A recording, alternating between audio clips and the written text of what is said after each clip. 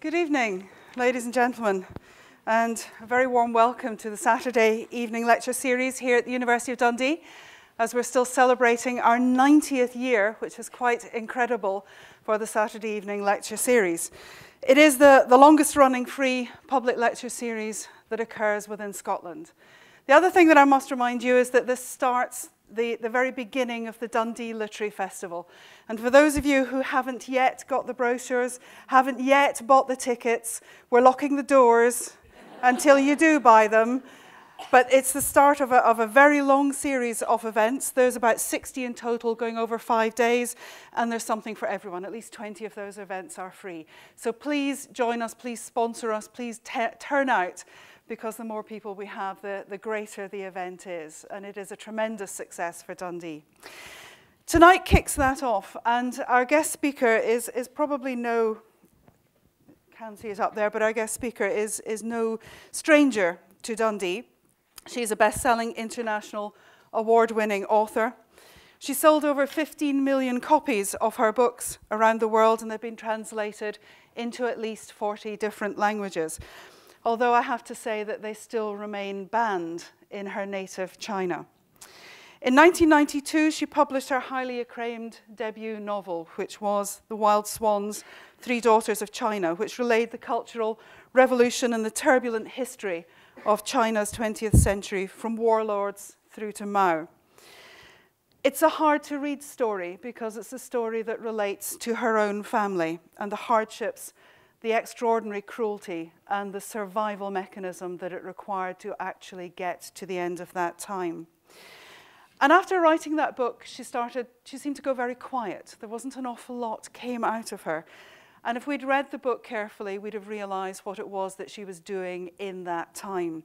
And in her own words in that book, she said, "The Chinese seemed to be mourning Mao in a heartfelt fashion, but I wondered how many of their tears were genuine. People had practiced acting to such a degree that they confused it with their true feelings.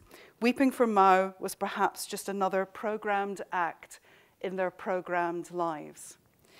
13 years later, because that's how long it takes to write a book that is properly and carefully researched. With her husband, John Halliday, she published Mao, The Unknown Story, which just simply exploded into the literary world. A number of people said that it was a gross distortion of the records. However, what nobody would deny was the skill and the honesty and the craftsmanship that it took to put that book together, where she exposed the secrets of her homeland and left us with no doubt about the myths that perhaps many of us had had for many years. But tonight, 8 years later, we're here with the launch of our latest book. So we've gone from taking 13 years for the second one to 8 years for the third one. So maybe we can look forward to the fourth one perhaps in 5 years.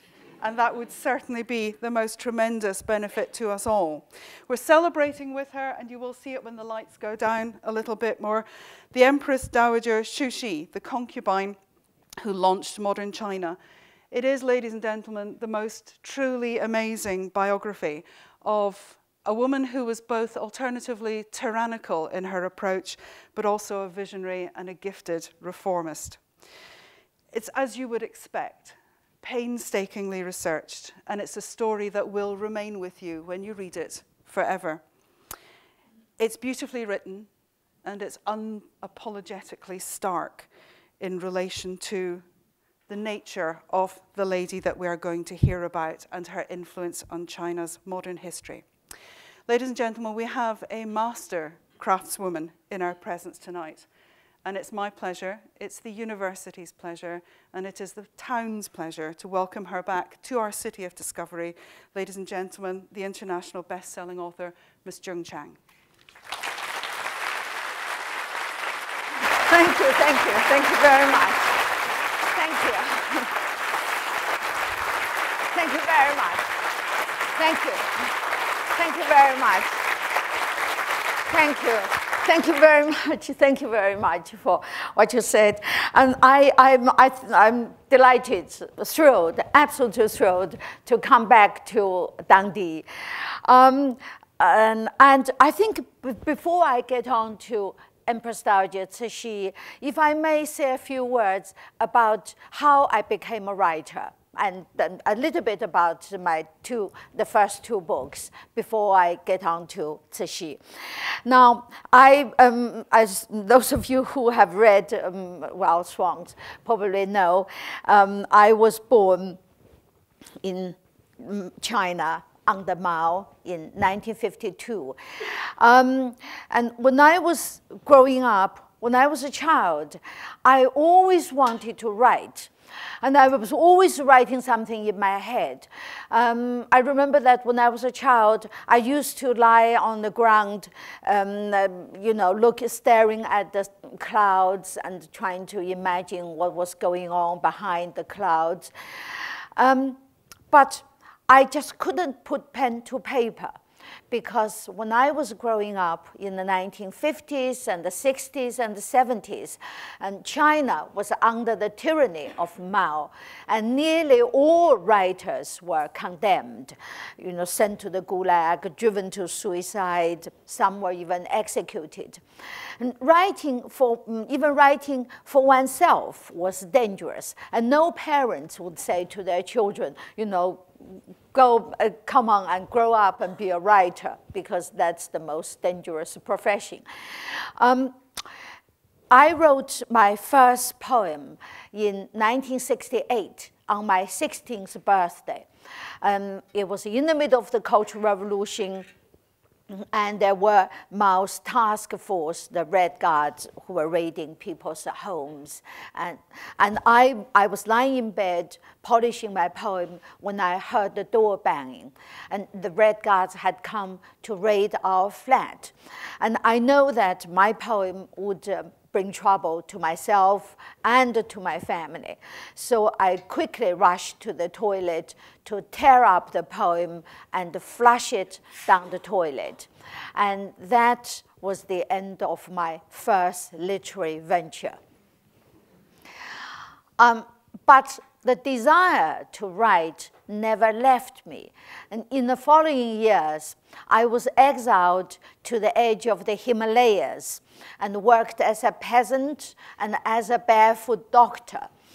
And then I became a steel worker and then an electrician. In all those years, when I was spreading manure in the paddy fields, when I was checking electricity supplies on top of the electricity poles, I would be writing in my head with an invisible pen. But I couldn't put pen to paper. And then in 1976, Mao died, and China began to change. And in 1978, for the first time, scholarships for going abroad were awarded on academic basis, for the first time under the communist rule, that is. And I sat for the first national exam. I did reasonably well, so I became one of the first group of 14 people to come and study in Britain. I went to York University, further down south, and when I got my doctorate in linguistics in 1982, I was so lucky. I became the first person from communist China ever to get a doctorate from a British university. But when I arrived in Britain, you know, I could write, but at that moment, the desire to write disappeared. And the reason was I had come to a completely different new world. And life was so exciting. And I just wanted to spend every minute soaking up the wonderful atmosphere. And so the last thing I wanted to do was to write. Because when I first came to Britain, Britain was like another planet to me. You know, everything was different. In those days, we were all wearing the Mao suits. I think some of you might have an image of it, you know, this sort of blue uniform-like thing. And we were not allowed to go out on our own. So we had to move in a group. So we were quite a sight in the London streets. And we were told not to do this and that and the other. And in particular, we were told we mustn't go into a pub. Because the Chinese translation for pub, sorry, I'm just going to pour myself some water.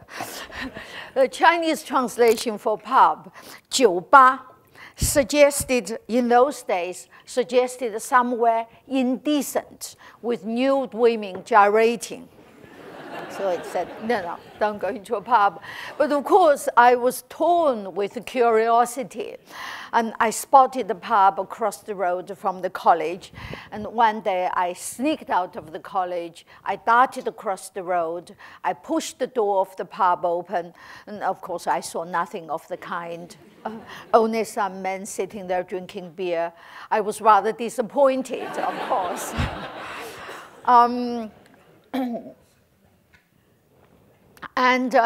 And life was full of interesting new things. And you know, when I first came to Britain, the only foreigners I had spoken to were some sailors in a port in South China, where we as English language students were sent to practice our English with.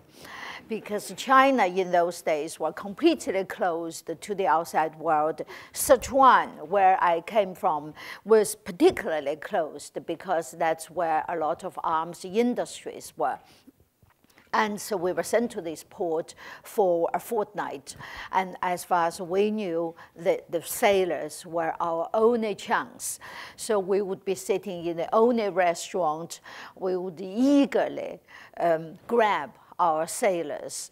And of course, we had no idea what must be on their minds. and even our teachers had never spoken to foreigners themselves. So our textbooks were direct translations from the Chinese. I remember the lesson 1, greetings. In those days in China, if we bumped into each other, we said, 吃饭了吗?上哪儿去? Which means, where are you going? And have you eaten?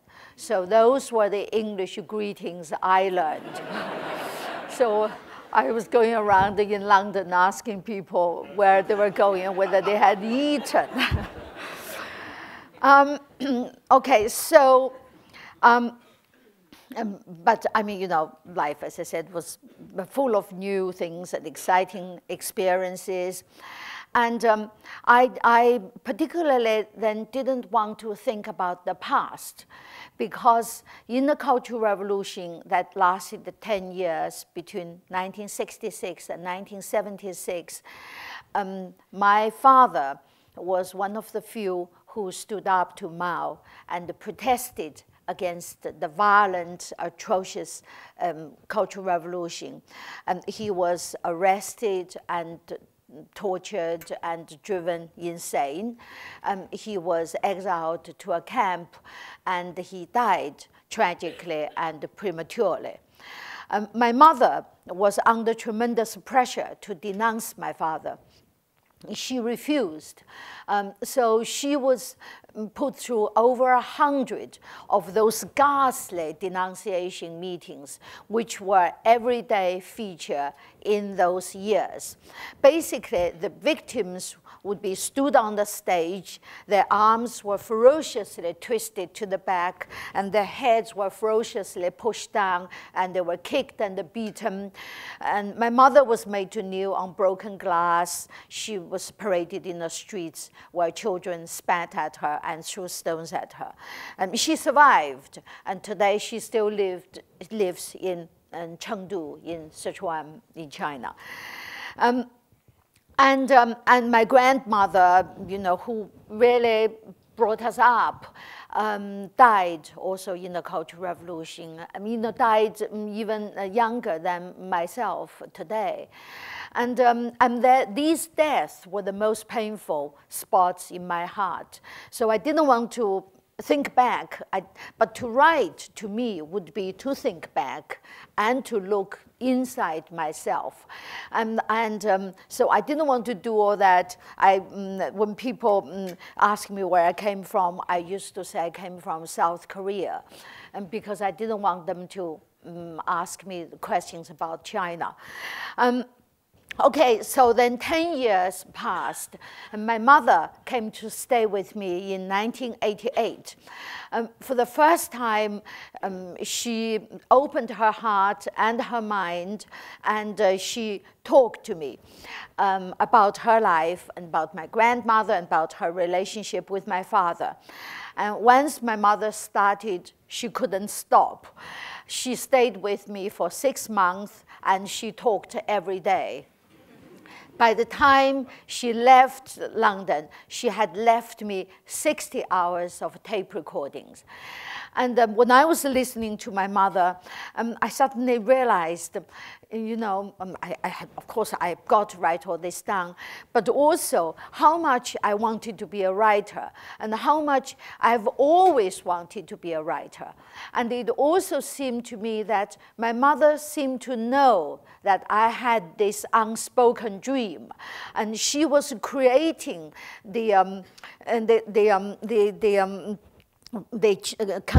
she was giving me the opportunity to become a writer by telling me the stories, and when I was out working, she would talk into a tape recorder.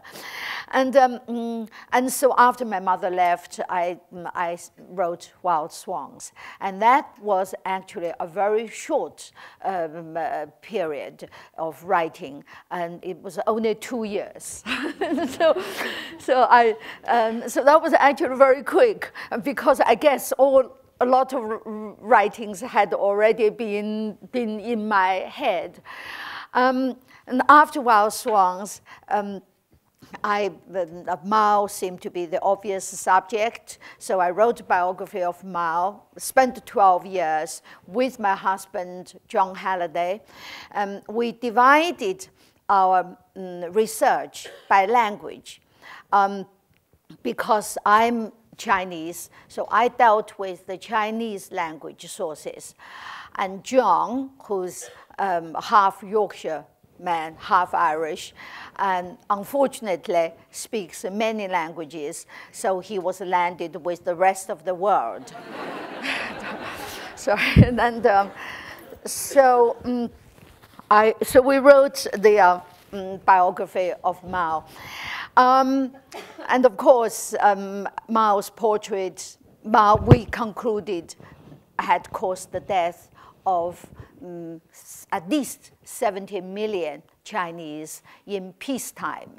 But of course, his portrait is still on Tiananmen. His corpse is still in the heart of the Chinese capital. His face is on every Chinese banknote. So it's not surprising that our Mao biography, together with Wild Swans, and now with the Empress Dowager, are all banned in mainland China.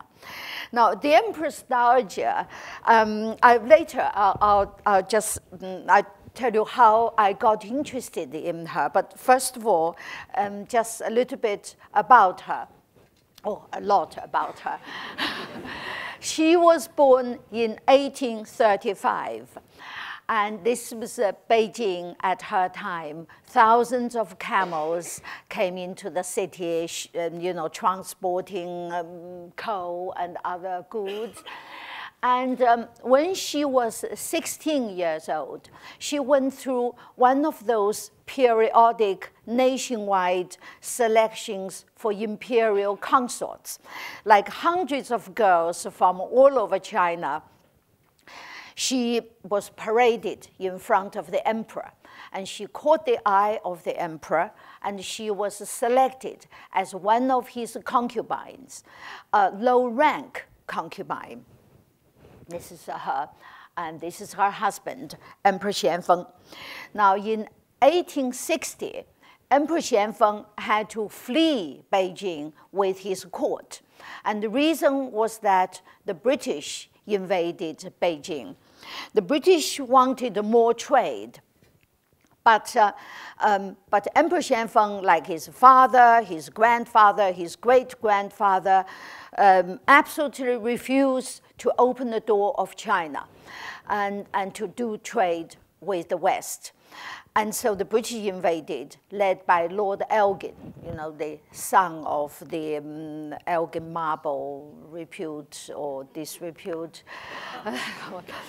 Anyway, Lord Elgin's troops got into the old summer palace, this gigantic compound of gardens and the palaces, and they razed it to the ground. And Emperor Xianfeng was heartbroken. He didn't want to return to Beijing to see these ruins. So he led a life of self-imposed exile in the northern wilderness beyond the Great Wall of China. And he died in 1861. He had only one son. The son succeeded the throne, and the son was by Cixi. Oh, of course, this is not their son. Yes. And this was actually one of the ancestors of the Pekingese dog outside China. Because when Lord Elgin's men got into the old summer palace, they found the body of an elderly imperial concubine who had not managed to escape with the court, and she had died of fright. And around her body were these 5 Pekingese dogs. So the British brought them back and started to breed them. And this particular one was named Luti, and it was presented to Queen Victoria. And Queen Victoria had this picture painted in the Windsor Royal Archives. There was a file, very interesting file of Luti, and with letters and after letters of complaint from the royal housekeeper, saying that Luti would only eat chicken gravy, chickens with gravy and rice, and wouldn't eat beef. Okay, this boy in blue is the son of Cixi and Emperor Xianfeng. And he was here playing with his elder sister. But although he was the younger brother, in all court pictures, he was always twice the size of his sister.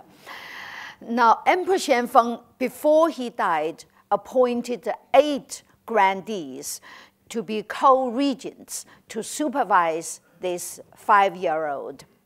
And at this point, Cixi launched a coup and ousted these 8 regents. She launched the coup with the Empress. You know, she was a lowly concubine, yeah. And this is the Empress. And these 2 women were far from, you know, our usual image of women in the harems, you know, backbiting, stabbing each other, being jealous against each other, and so on. They actually became best friends and comrades, and they launched the coup together, facing the punishment of death by 1,000 cuts, which was the death sentence imposed on treason, and which is literally to slowly slice somebody to death. But these 2 women, 125 and 124, launched the coup. And the coup was immensely popular. Oh, but I mean, first of all, it was nearly bloodless. Nearly because out of the 8 regents, 3 were put to death. And their leader was beheaded. And the other 2 were each sent a long white silk scarf to hang themselves with. And this was considered an imperial favor. And these 2 women, the coup was nevertheless popular because everybody thought we can't go on like this with palace after palace being burned, and we must change. And Cixi then asked a common sense question, which is, why must we resist the West? Why can't we do business with the West? Open our door and be friends and benefit China itself. That simple question changed the fate of China. The door of China was opened in 1861 after the coup of the two women. And it's Cixi being carried to the morning audience. And this is the audience hall. And the women were seated not on the throne. The 5-year-old was seated occasionally on the throne. And the women were seated behind the screen because in those days they were not supposed to be face-to-face with men. And all the officials were men. And the officials would prostrate themselves in front and on the carpet. And this grand part of the Forbidden City, which if you go to Beijing, you will definitely see now full of millions of tourists. But Cixi, as the de facto ruler of China, on and off for nearly half a century, mainly on, and she never set foot in this grand front part of the Forbidden City because she was a woman, and this was forbidden to women. And women were confined to the harem. And so she hated it. And she said it was just walls and gates. But from this very confined environment, she changed China. She started to send people abroad. This is Li Hongzhang, famous reformer, with Lord Salisbury here, then the British Prime Minister and Lord Curzon. We won't move from Charles Gordon. I don't know, some of you might have heard of him. But this man is definitely worth mentioning. He's an Ulster man at the end. And Cixi employed him as the man in charge of Chinese customs for as long as she was alive. So this British man was in charge of one of the main financial institutions of China for nearly half a century. And he made a great contribution to Chinese economy and contributing as much as 1/3 to the national income. And here he was with his orchestra, Western orchestra of Western instruments played by the Chinese. And Cixi sent envoys abroad. Her first ambassador abroad was the man standing in the middle, Anson Burlingame, an American. Anson Burlingame was President Lincoln's first ambassador to China. When Cixi opened the door. After his term ended, Cixi then appointed him China's ambassador to the West because no official in China spoke any foreign language or knew anything about the outside world. And so and people were saying if you go out of this country, you will be put on the chopping board and chopped to bits by foreigners who are wolves and beasts and so on. And so she appointed this American. And the two men sitting on both sides were Chinese, and the two other men were one British, one American. They toured the world for more than 2 years to every Western capital to convey Cixi's message that China has changed and it welcomes the outside world. Queen Victoria had an entry in her diary about Anson Burlingame and said she was surprised to see that China's first ambassador was American. But of course, his deputies were bona fide Chinese. And Cixi's reforms included sending young people abroad to receive comprehensive education. And this picture was taken in the early 1870s. And these young boys were going to America to receive a systematic education. They returned to become pillars of China's modernization.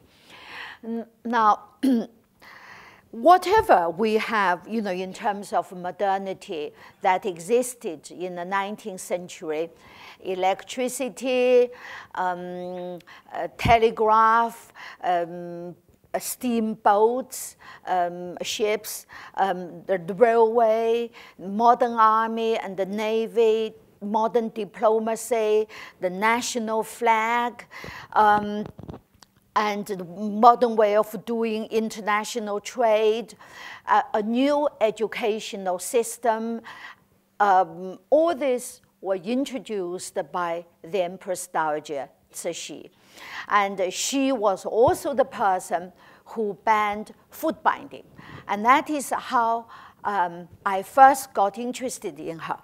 Because in Wild Swans, I mentioned that my grandmother had bound feet. And you see, my grandmother was my size, and her feet were like this. Because in those days, foot binding was practiced for 1,000 years. And basically, only the big toe was allowed to grow, and the other 4 toes and the arch were crushed under a big stone. And the binding was there to stop the broken bones from recovering. In fact, one of the first stories, my mother, I saw when I was a child, I saw my grandmother was in pain. By then her feet had grown slightly, but the broken bones could never recover.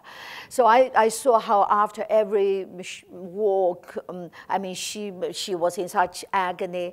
And then when my mother was telling me the stories in London, we were in the Hyde Park, and she pointed at a big stone on the ground, on the lawn, and she said they used the stones like this to put on the baby girl's feet, to crush the bones and to stop the girls from trying to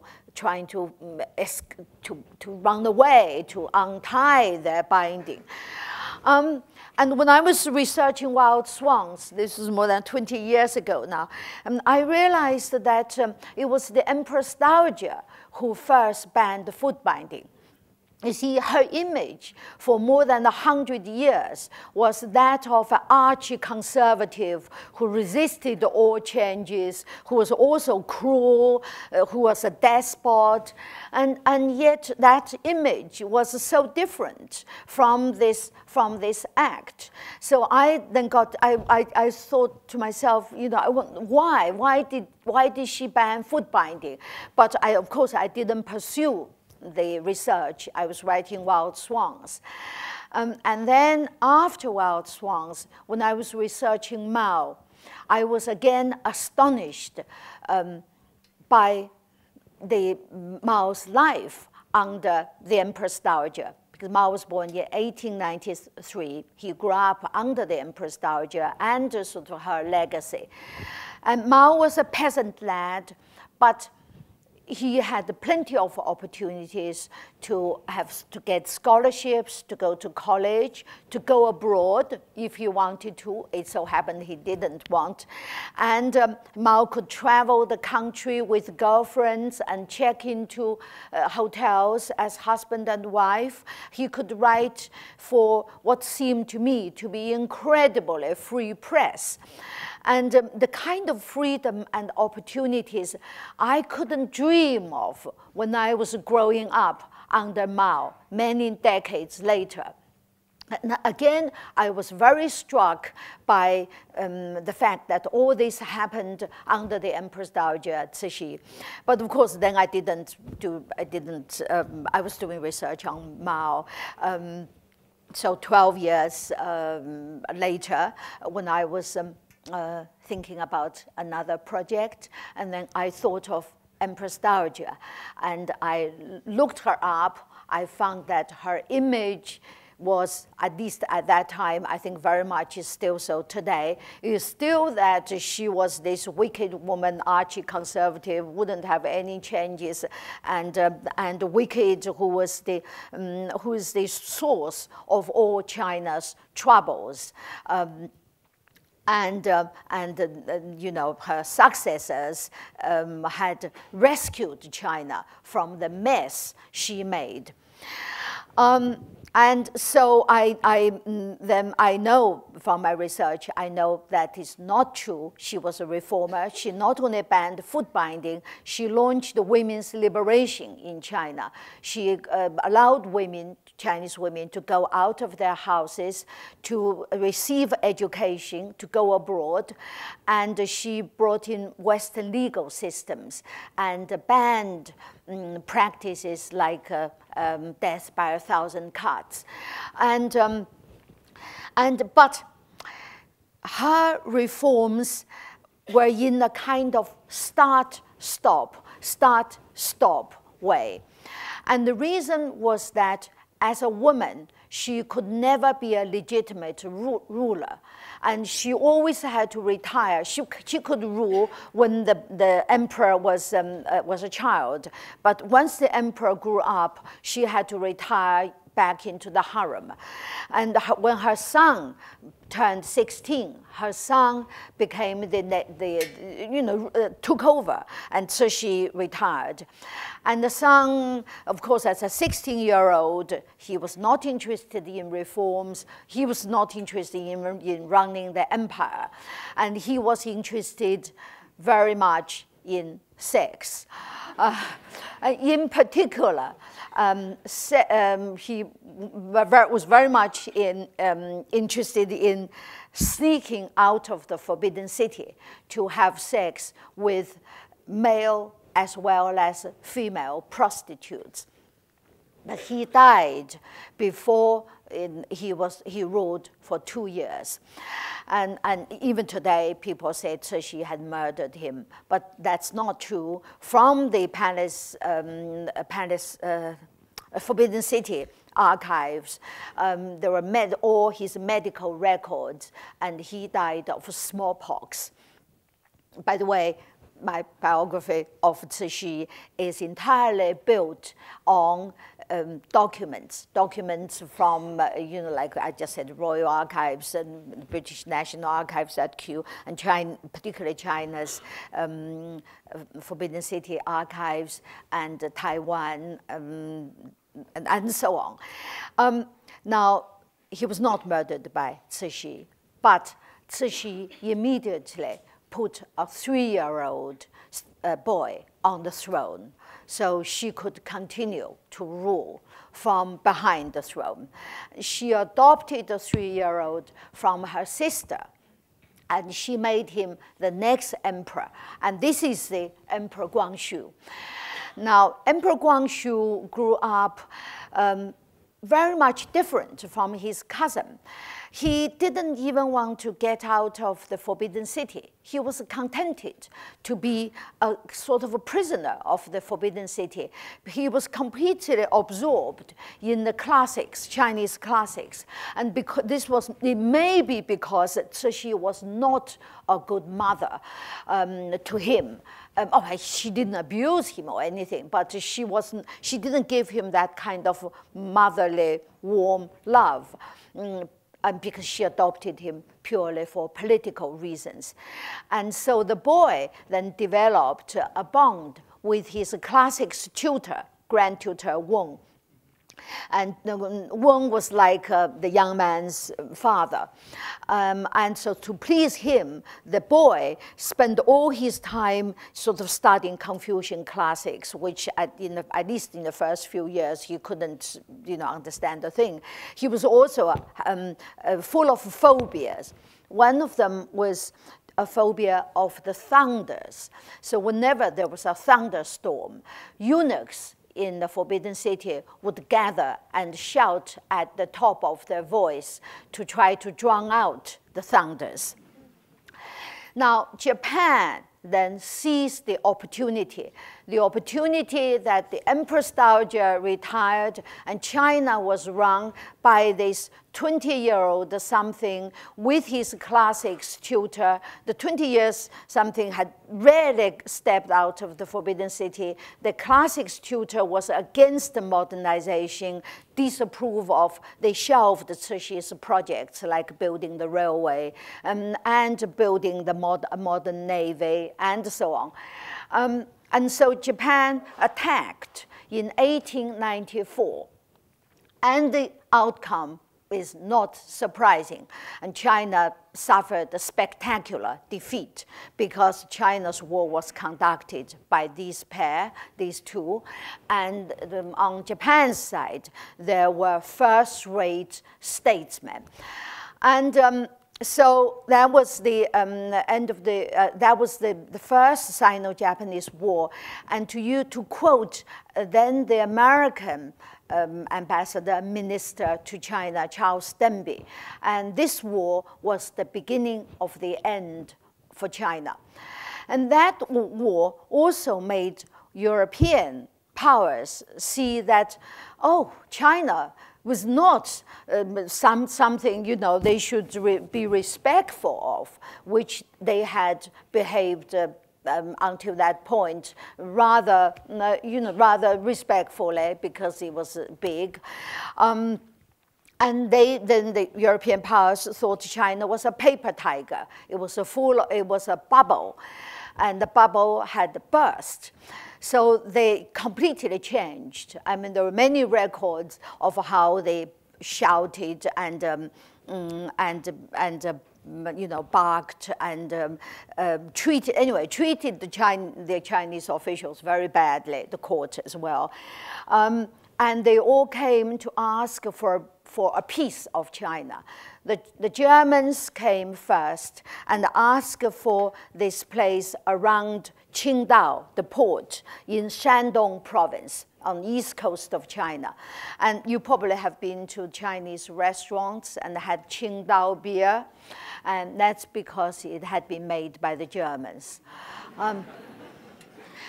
And then the Russians came and asked for a piece of China. The British then asked for another piece.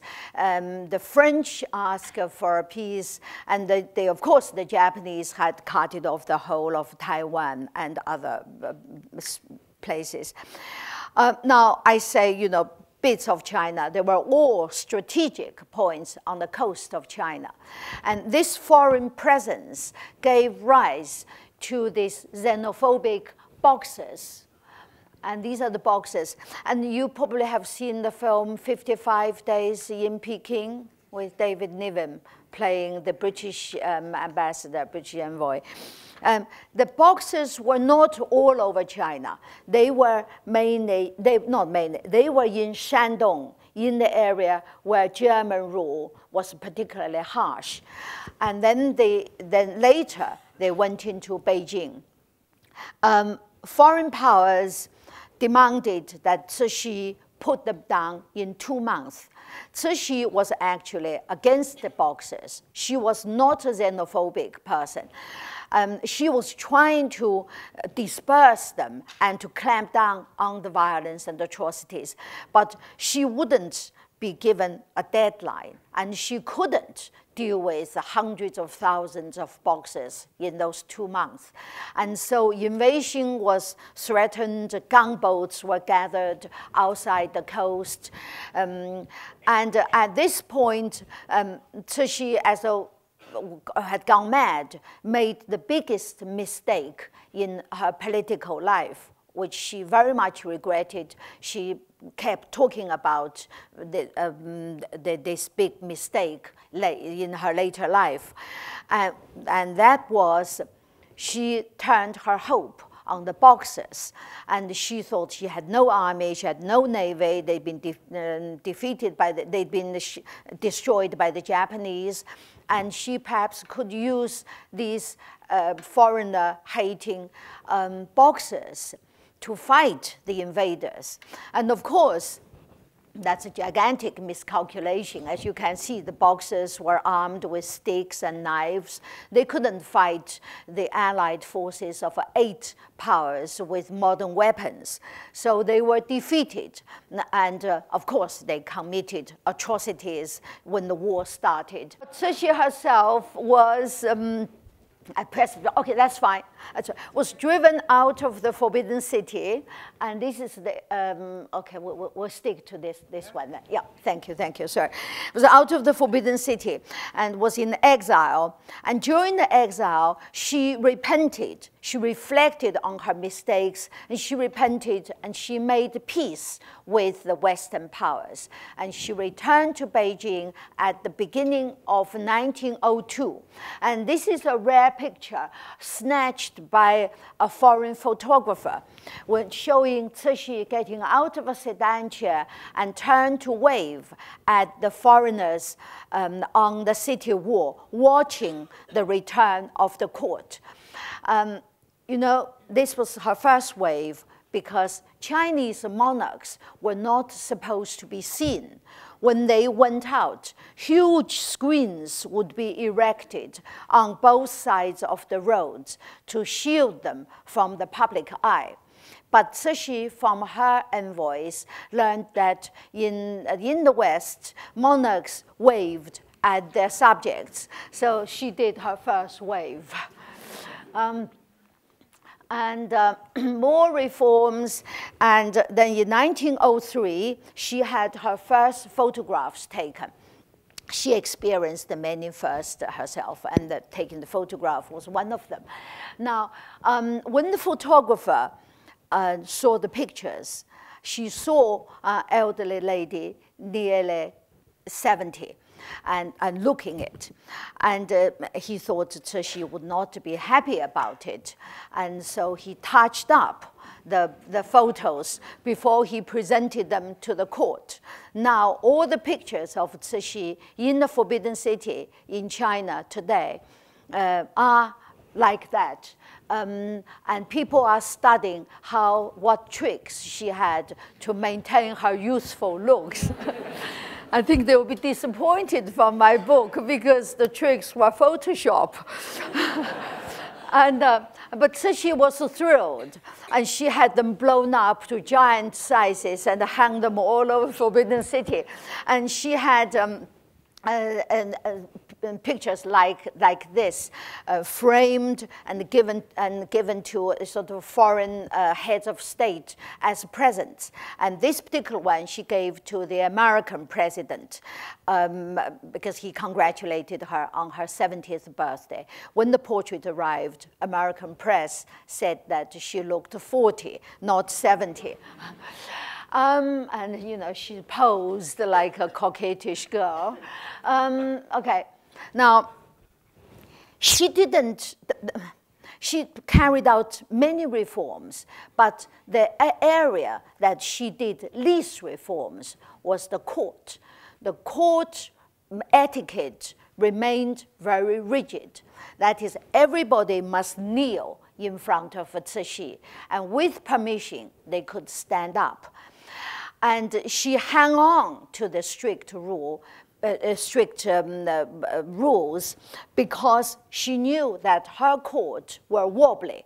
Her court was one ruled by the Manchus. The Manchus were only 1% of the Chinese population. They had conquered China from the northeast in the 17th century. And with all this modern education, people going abroad, there was an outcry of majority rule, of overthrowing this Manchu court. And so she was trying to hang on to the court. And because of this, and she had to make some sacrifices. She was a woman with intense curiosity. She rode a tricycle. She wanted to get into a hot air balloon. But she never rode in a car because there was an insurmountable problem. The chauffeur could not drive kneeling down. He could not drive even standing up. he had to sit right in front of the Empress Dowager. And so Cixi never rode in a car. Now, her personal life was tragic, because here she was surrounded by handsome young eunuchs, because all the in the court there was only the emperor and the other men were eunuchs. And as you can see, the eunuchs were good-looking, you know, strong, handsome, etc. And in Cixi's younger days, when she was in her late 20s and early 30s, she fell in love with a young eunuch. And the result was tragic, because the eunuch was beheaded. His corpse was exposed for days to let the public see that he had no male organ. And other eunuchs in his entourage were executed or sent to the frontiers to be slaves of the troops. Now, Cixi herself suffered a nervous breakdown. She couldn't stop all that because she was already involved in this scandal. She was interested in the party, so she had no say, but she suffered a nervous breakdown and lay at death's door. And after that, there is no record of any affairs of Cixi in all the records. Now, the day before Cixi died, she murdered her adopted son, the emperor. And from her point of view, if she had died and he was still alive, China would land in the hands of Japan, because the Japanese wanted to take over China, not just in the Second World War, but back in the 19th century. And the emperor had wanted to go along with the Japanese. And so with this last act, that of a murder, Cixi died in 1908. Thank you very much.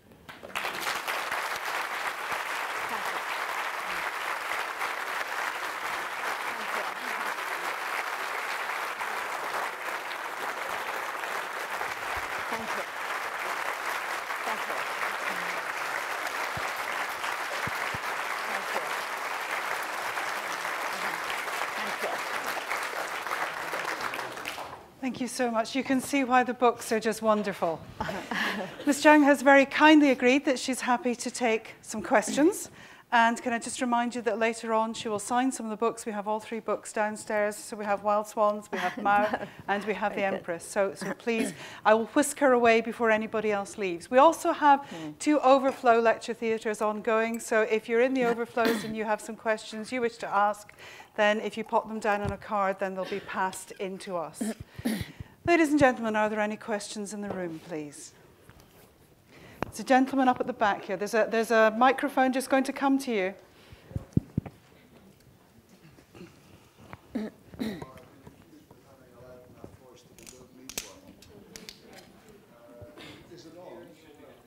Is this on? Yes. Yes. Is that it? Oh, yes, yes. That's it. Yes. Sorry about that. You mentioned at the very start that the first coup that Cixi carried out was with the Empress, but you haven't mentioned the Empress since. So what happened to her after that? Right. After the 2 women launched the coup, they jointly ruled China for 20 years until the Empress died of a massive hemorrhage, of brain hemorrhage in 1881. And from the court records, you could see that the Empress dealt with the large quantities of administration. You know, the Empress' jobs was appointment of officials, you know, all these chores, what we would regard as chores, and she dealt with them because only her stamp were on these documents. And Cixi made the policies. So they were a compatible team until the Empress died. And of course, Cixi was is still accused of murdering her. But again, court records, medical records, and the courtiers' diaries have shown that the Empress had a history of strokes. So there is no question that she died of a stroke and not Cixi's foul play.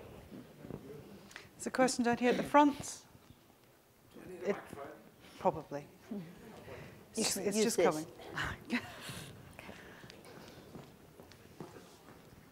Thank you.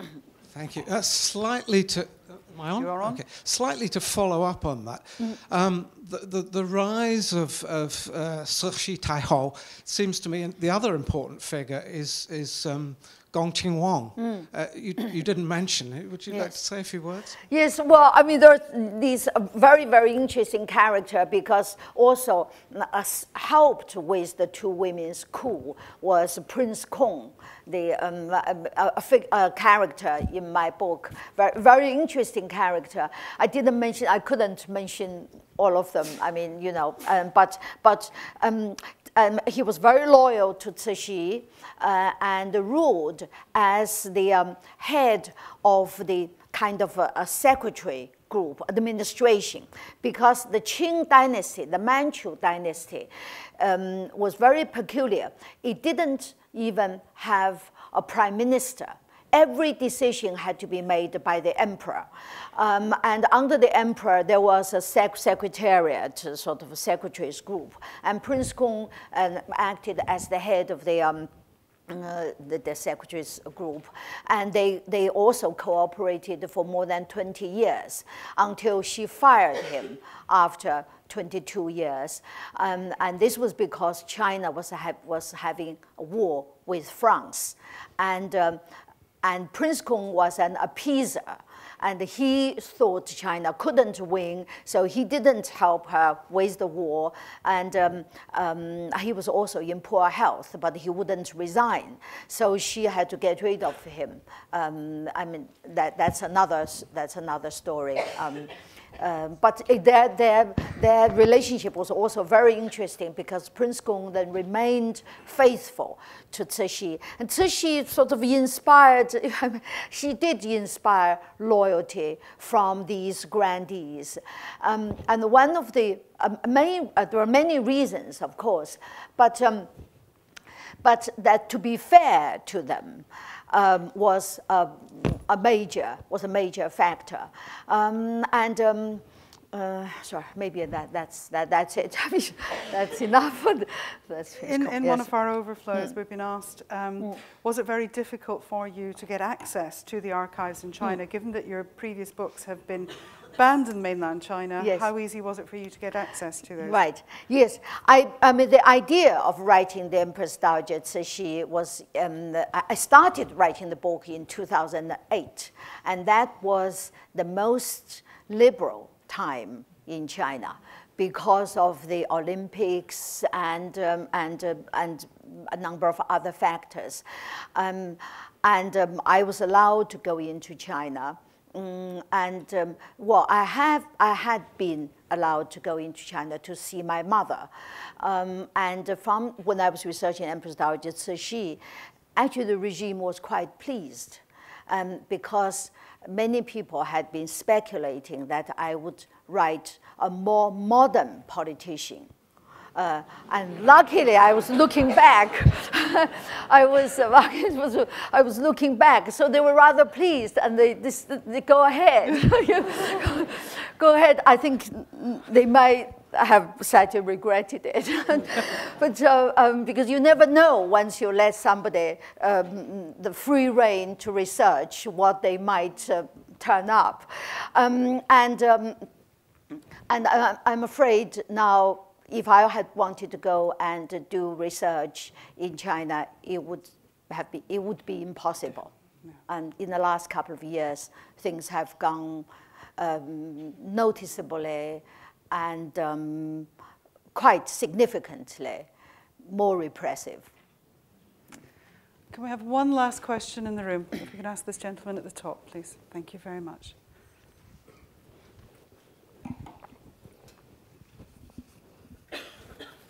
Thank you very much. I've loved all three books, especially the last one. I was intrigued by the Ulsterman. I can't remember, I think his name was Hamilton. And in your book you said he was a very devout Christian, and I was interested in what role religion played in China at this time. Yes, Robert Hart. His name is Robert Hart. His diaries have been published. And from his diaries, it was obvious he was a very devout Christian.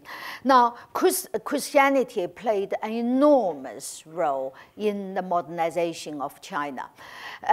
Although it converted relatively few people into Christianity, but its role manifested in education, in missionaries, putting all these ideas into the Chinese land, in spreading Western civilization, Western ideas.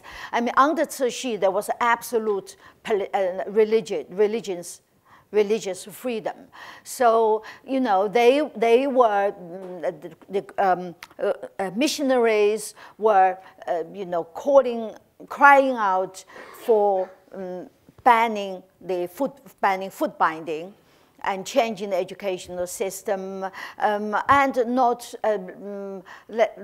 least banning the opium trade. Which actually, it's quite interesting because I also didn't know this, that opium was banned under Cixi in cooperation with the British government. And the British Parliament was debating, in 1906, British Parliament was debating the opium trade. And Cixi's ambassador wrote back and said the public mood has been to ban opium trade. And if you ban opium in China now, Britain would cooperate. And Cixi then issued a 10-year program to ban opium, ban opium smoking. Britain cooperated. That's how the opium trade ended. That's how the banning of the opium started very effectively in China.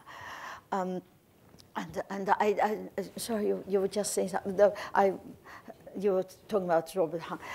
Maybe that's okay. We can do that later. Yes, I hope that answered your question. Yes, the role of Christian missions. I mean, they played an indispensable and gigantic role in China's modernization, even though they managed to convert relatively few people. That is my conclusion. Thank you. Professor Nick Beach is our Vice Principal for the College of Arts and Social Sciences, and he's going to give us a vote of thanks. Nick, thank you.